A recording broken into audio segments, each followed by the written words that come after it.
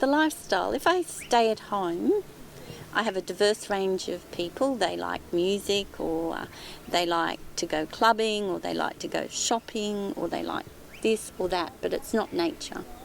Something about camping is being part of nature, and it attracts people who are earthy people, so they like to be in touch with life in general. It's lots of campfires and sitting around campfires and talking and sharing and drinking and eating and going for walks and travelling and meeting up, and it's never the same. If you're at home, shopping. Going to the local pub is going to the local pub. It's just doesn't have that fulfilling aspect that camping has. It's very addictive, and I think it's to do with the people and nature, and those two coming together. There's something about keeping in touch with nature.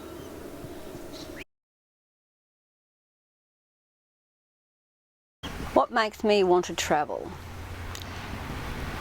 I've travelled extensively so far in my life. I've done a lot of overseas travel. I've even been on a river cruise on the Amazon River. But always, they were holidays. And on a holiday, you pack up, you go, you have a good time, and then you come back home and you go back to work, and everything just keeps going until the next holiday, and off you go. But at this stage in my life, I'm close to retirement, and I want to have a change of lifestyle, to travel, but not for a holiday, to have it as a permanent thing. I'm out there and I'm going from place to place. I don't have to keep schedules with planes and bus groups and this sort of thing. It's much more personal this time and at this age of my life. I just like the freedom of being outside, just getting away from everyday stress, work, family, and I just like to meet new people and just have new experiences. This is my very first camp with these ladies here, who are all of the camp RVs and everything. Paul's kindly lent me a van. I've been looking at them for a while on Facebook and saw what fun they're having, and I decided that I don't really want to wait till I retire. I want to start it now, do a few trips away with them. It looks like freedom to me, so yeah, I thought, yeah, I'll try, and I'll come away on this weekend, which is brilliant. So it's a big step for me, and I'm enjoying it so far. I like it to be spontaneous. I don't even make a plan. I just, hey, let's make sure I've got what I need in my RV and take off, and might have a general direction, might have a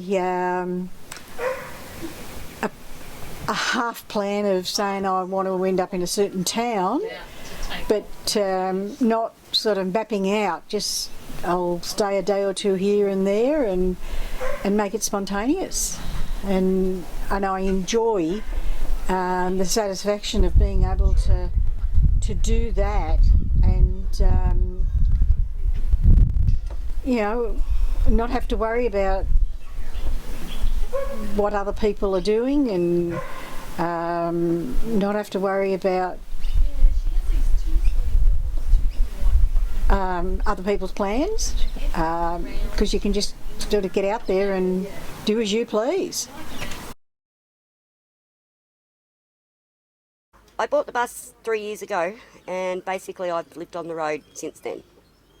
Just travelling, free camps mainly, caravan parks, friends' houses, driveways. I've just finished the lap now. I can honestly say I've done a lap of Australia from one spot to another. Seen amazing things out there and just met awesome people. Learnt so much about myself, human nature, and every day is a different day. I don't actually have a TV set anymore. I took it out. After 12 months, I'd never watched it. I get a different channel every night. And can I ever stop? I don't think so.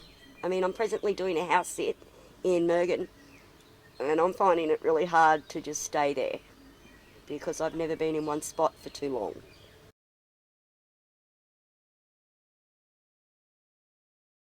I'm Gail Johnston. I have been travelling. I've got multiple sclerosis for a start. I've also got an ankle that I broke 9 years ago, and it's been a nightmare ever since. I've had 11 operations and I know I'm not done yet. I'm looking at possible amputation, and it's not going to stop me. The MS is it's just there. I live around it. I've got a wheelchair that replaces legs. Travelling is my passion. I love this country. The more I see of it, the more I want to see of it, the more I realise how big, how beautiful it is, how varied it is, how different lifestyles, how many different lifestyles there are. I just love meeting the people. Everywhere I go, I find something that fascinates me, and I don't want to stop. As long as I can drive, I'm going to keep travelling. Nothing's going to stop me. I find it interesting these days, there's a changing attitude in society. I believe that the older women are no longer invisible. In our Mother's Day, when we got to, say, my age of nearly 65, it was considered the norm that our life was almost over. That's just not the case anymore. You look around a campground and you will see a swag of women of my age on their own. Women today, we don't have to depend on other people. We can conduct our own business. I remember back when you couldn't even get a mortgage if you're a single woman. And most of us have had pretty bad experiences with, say, buying a car from a male dealer. That's why it's such a treat when a bloke like Paul comes along, who offers us a weekend like this when we can get together and share stories. And it's the whole changing perception. We are no longer treated as fools who don't know anything about motorhomes or caravans. We can make rational decisions. We get treated as mature women, not old fuddy-duddies who don't know this from that. But we are part of society now, no longer sitting at home watching TV. We're out and about. We're driving big, huge machines and we're tearing down the roads and we're living it. Way to go.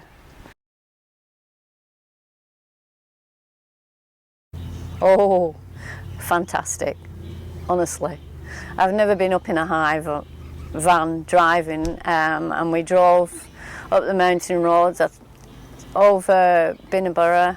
I'm not even sure where I went. I know it's further than I've ever been before, and I was in control, me, all by myself, and it was awesome. I can't think of words to express the feeling of freedom and accomplishment within myself. And yes, it was a drive like no other. Yeah, I enjoyed it thoroughly.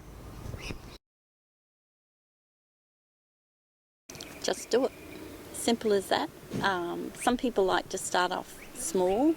I've camped with ladies that have slept in the back of their car or got a swag and slept beside their car, and then next camp they've upgraded, and then next camp they've upgraded again. I mean, everyone finds their own level of what they need to travel, but my advice would be just do it. Just do it. Stop being afraid of what can go wrong and just focus on your dreams, what can go right.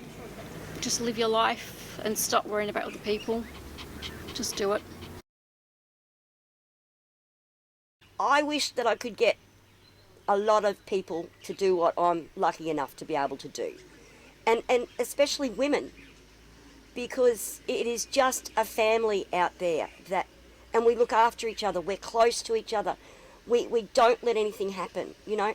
Join, you know, your Facebook groups for solos, both women's and mixed, and you will find out that there's someone near you. And you can go maybe stay at their house even sometimes, you know.